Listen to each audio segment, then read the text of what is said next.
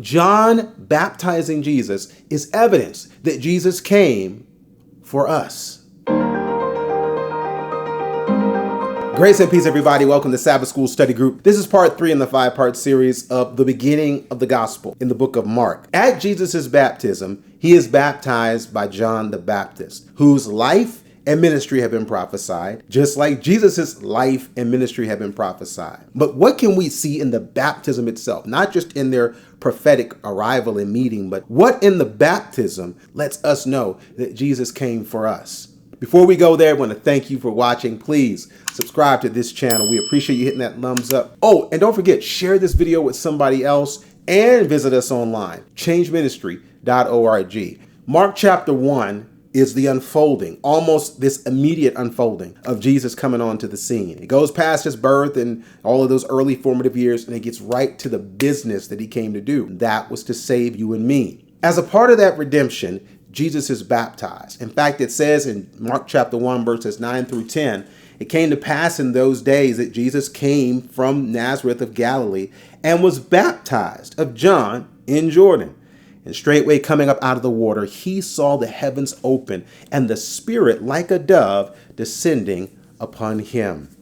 The baptism of Jesus in Mark chapter 1 takes a particular perspective. It's the same event, but that perspective is that it's showing that Jesus came. And when he comes, we see that God is giving his blessing. He's giving his approval by coming down and visiting him in a very unique and special way. In Luke's account, it actually goes into what God says. It says here in Luke chapter 3, verse 21 to 22, when all the people were baptized, it came to pass that Jesus also being baptized and praying, the heaven was open, and the Holy Ghost descended in a bodily shape like a dove upon him, and a voice came from heaven, which said, Thou art my beloved Son, in thee I am well pleased.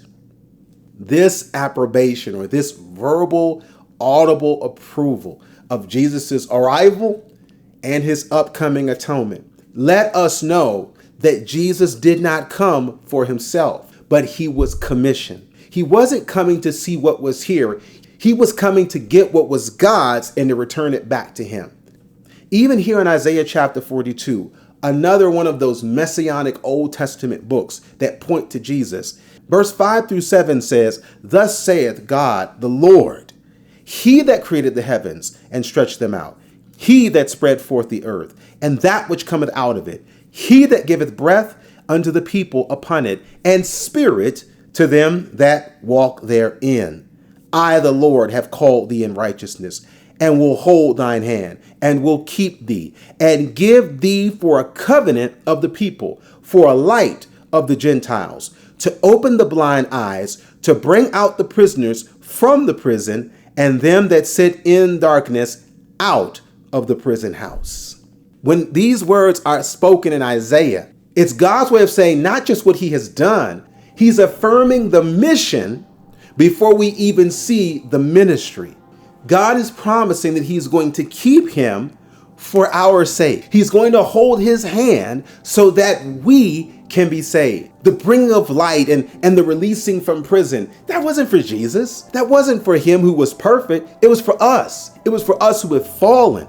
So when you go from the pages of Isaiah all the way to the shores of Jordan in the book of Mark, this lets us know that God is giving Jesus for our sake, not his own. It's for us that Jesus came, and it's for us that Jesus died, and it is for us that one day very soon, Jesus is going to return.